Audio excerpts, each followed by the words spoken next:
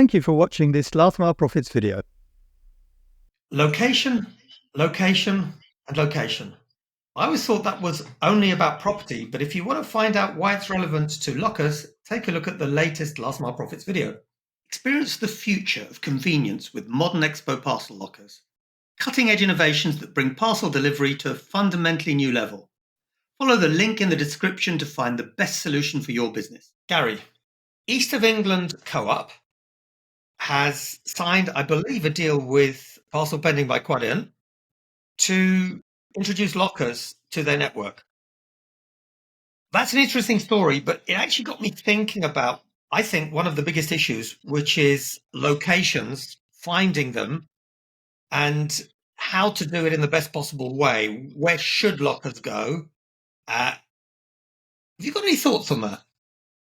It probably occupies 50 or 60% of my working day is thinking about this problem. So when I originated the UK network activities for Quadient, we thought it would be difficult to get the carriers on board and finding locations were easy. We were completely and utterly wrong.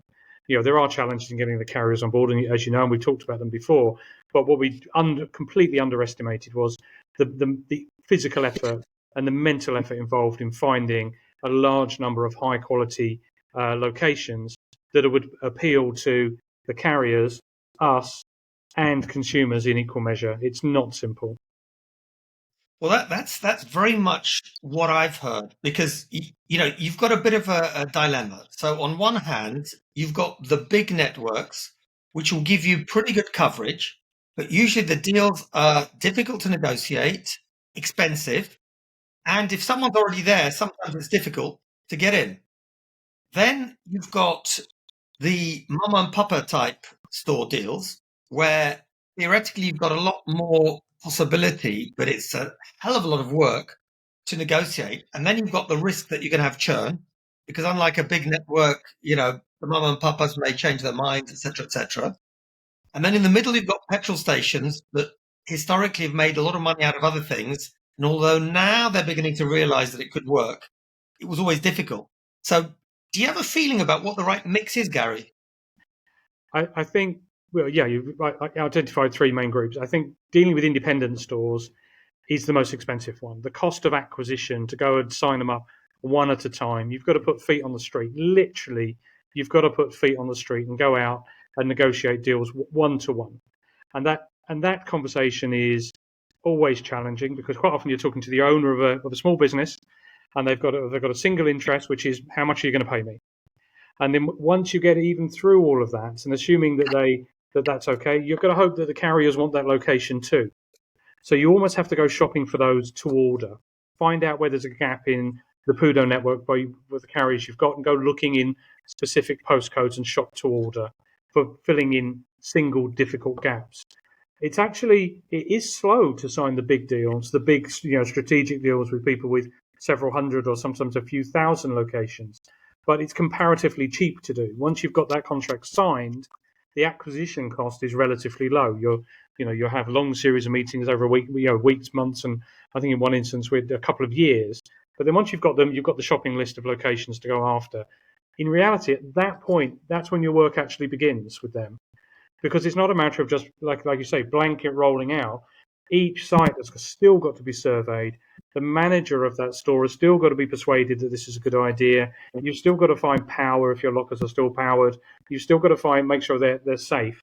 And then on top of all that, you've got to make sure the carriers actually want them. So you might think it's great to sign 2,000 pubs, but if 1,800 of them are in deep rural locations where there's no parcel volume, you've only really got 200. Yeah, this very much confirms things that I've heard and seen, on top of which I've heard, I don't know what the experience you have in the UK is like, but certainly in Central Eastern Europe, the mum and papa stores, unless you have a really good team managing it, you have high attrition. So you can be losing 30 or more % of those mum and papa stores. So not only have you spent time and effort and money on gaining them, you then lose them, and basically it's starting all over again. Yeah, it's particularly bad with PUDO rather than, because lockers are relatively new in the UK. But with PUDO, the stores change hands all the time. Quite often they change hands within a family. They'll move from father to son, from mother to daughter, or from cousin, nephew to etc. So they will move around and they'll get change of ownership. And like you say, the strategy for the store can change overnight. One person could think parcels is the greatest thing. The next day, the new owner says, "No, they're clogging up the shop. Get them out. I'm going to make all my money from general merchandise in the store." So yeah, you're right. There is absolutely churn, but I don't see an easy way for any of these things. Even when you get the other organisations to go after public sector transport hubs and so on, even then immensely complicated. So the race for locations and the ability to be efficient in choosing and then implementing in locations is what's going to make the difference when you've got a kind of hot locker market like you have in the UK now, with more than one organisation chasing down putting lockers on the ground. Is part of it because, Gary, not for today, because I don't think we've got time to go into that whole topic, and I'd love to cover it another time. But I think next gen lockers, i.e. battery powered ones, which don't require power supply, probably make it a bit easier, because we had a project actually in Latin America. One of the things that turned out is you cannot have electricity delivered at any point on a petrol station forecourt because of security and other issues.